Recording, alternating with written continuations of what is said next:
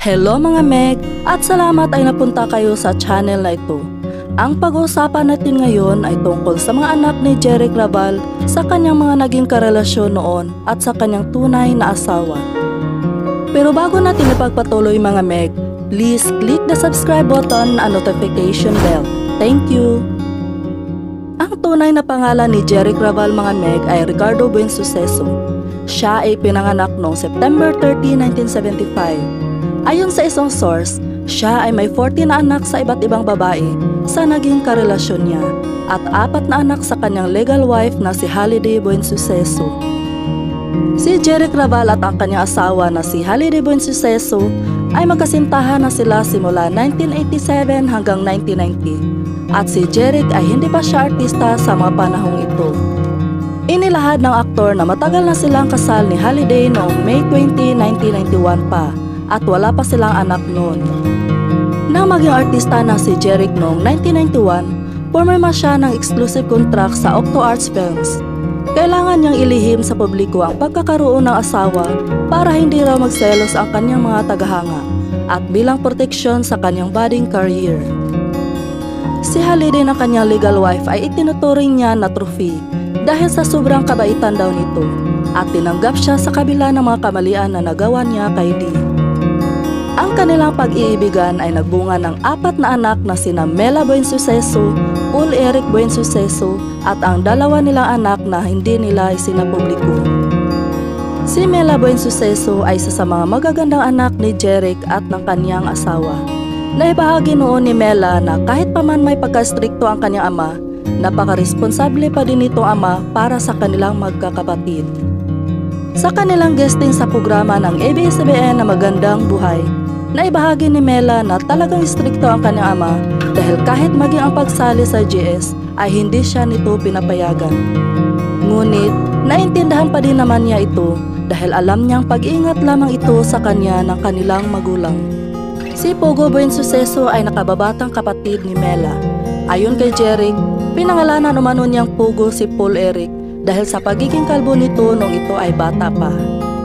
Madalas niya itong tawagin na Pogs o Pogo, kaya naman hanggang sa paglaki nito ay Pogo na ang palayaw.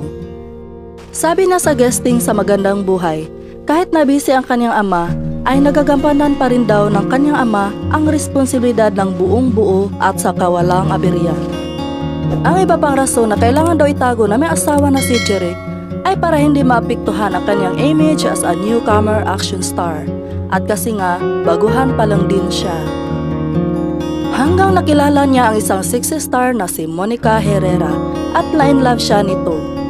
Sa kanilang pag-iibigan ay nagkaroon sila ng 3 anak na sina Joshua, Jenica at Janena, pero hindi sila nagtagal at naghiwalay sila noong 1994. Si Janena Raval ay bunso anak ng batikang aktor na sa dati nitong partner na si Monica Herrera. Sa ngayon ay isa na siyang certified contract star ng Viva Artist Agency si Janena. Matagal ng dream ni Janena na pumasok sa showbiz, pero pinayuhan siya ng kanyang mga magulang na tapusin muna ang pag-aaral. Maliban sa kanyang taglay na kagandahan, marunong din gumamit ng mga instrumento ang dalaga at may talento din siya sa pagkanta na tila namana niya sa kanyang ina na dating aktres na si Monica Herrera. Ang pangarap ni Janena ay magkaroon ng sariling record album. May karapatan si Janena na maging recording artist dahil former member siya ng banda ni Rani Raymondo. Kaya naman, hindi katakataka kung isang araw ay sumikat ang dalagang ito dahil namana niya ang karisma ng kanyang ama at ang talento naman sa kanyang ina. Ang 2 kapatid ni Janena na sina Joshua at Jenica Raval ay hindi pumasok sa showbiz at pinili nila na magkaroon ng tahimik at pribadong pamumuhay. Ang aktor na si Jeric Raval ay nagkaroon din ng karelasyon sa former sexy star na si Alessa Alvarez. Sa kanilang pagsasama ng 23 years ay nagkaroon sila ng 5 anak na sina Ace, Isabel, Gabe, Vanessa at AJ. Si Ace ay isang rapper at nakilala na rin sa industriya. Si Isabel naman ay may angking ganda katulad ng kanyang mga ate at sumali siya sa mga pageant. Ang bunso ito na si Gabe ay makikita natin na napakagwapo ring bata at ang 2 nilang kapatid na si Vanessa at AJ ay kilalang kilala ng mga tao at sa social media. Si Vanessa Raval ay isa sa mga anak ni Jeric Raval kay Alessa Alvarez ang kumuha ng atensyon ng mga netizens sa social media. Nang minsang nagbahagi si Vanessa ng larawan ito kasama ang kanyang amang si Jeric, naagaw nito ang atensyon ng mga netizens dahil sa ganda niyang taglay. Gaya ni Jeric, hindi rin maikaila ang magandang mukha na mayroon ang kanyang anak. Kahit pa man hindi siya pumasok sa showbiz industry, makikita pa din ang kasiyahan ni Vanessa sa mga bagay na kanyang ginawa. Katulad ni Janena at AJ, namana din ni Vanessa ang magandang lahi sa kanyang ama. Bukod sa hilig sa pagpapatato sa kanyang katawan, hilig din ni Vanessa ang pagtitiktok.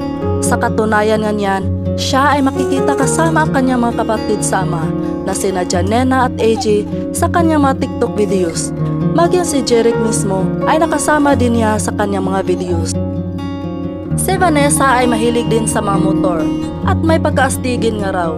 Kahit hindi ito ang tipikal na babaeng nahihilig sa mga dress o high heels, lutang pa rin ang ganda nito sa pagpapakita niya ng totoong personalidad.